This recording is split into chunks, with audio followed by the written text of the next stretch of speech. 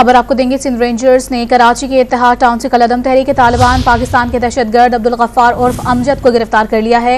मजीद तफसीलात इस हवाले से जानेंगे डॉन न्यूज़ के नुमाइंदे बिलाल खान से। बिलाल, बताया कि गिरफ्तार दहशतगर्द के से मुतालिक क्या तफसीलात सामने आई हैं और रेंजर्स का क्या बताना है इससे मुतालिक?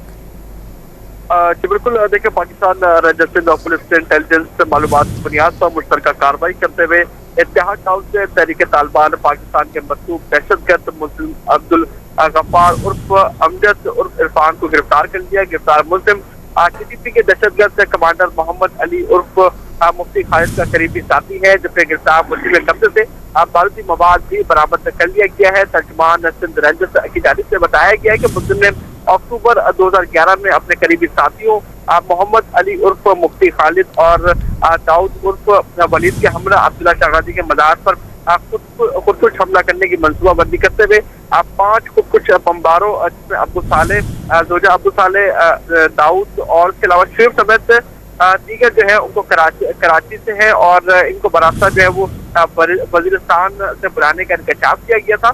दौरान तफ्तीश मुल्जिम ने एतराफ़ किया कि मुल्जिम अपने दीगर खुदकुश बमबार साथियों के हमरा अब्दुल्ला शाह गाजी की मज़ार के एतराफ जा रहे थे कि जहाँ पर पुलिस ने मुल्जिमान को रुकने का इशारा किया था। मुल्जिमान के ना रुकने पर पुलिस और मुल्जिमान के दरमियान फायरिंग का तबादला हुआ, जिस पर मुल्जिम के साथियों ने अपने आप को खुदकुश जैकेट से उड़ाया था। तर्जुमान रेंजर्स की जानिब से मजीद ये बताया गया कि धमाके के बाद 2 पुलिस एहलकार शहीद हुए, जबकि वाक़े के बाद मुल्जिम अब्दुल गफ्फार उर्फ अमजद जो है वो जावको से फरार होने में कामयाब हो गया था। और खैबर ठीक है, गिरफ्तार दहशतगर्द 2011 में अब्दुल्ला शाह गाजी के मज़ार पर धमाका करना चाहता था, ये भी इस हवाले से इत्तलात सामने आई हैं। तफसीलात बताते हैं मोहम्मद बिलाल, शुक्रिया आपका।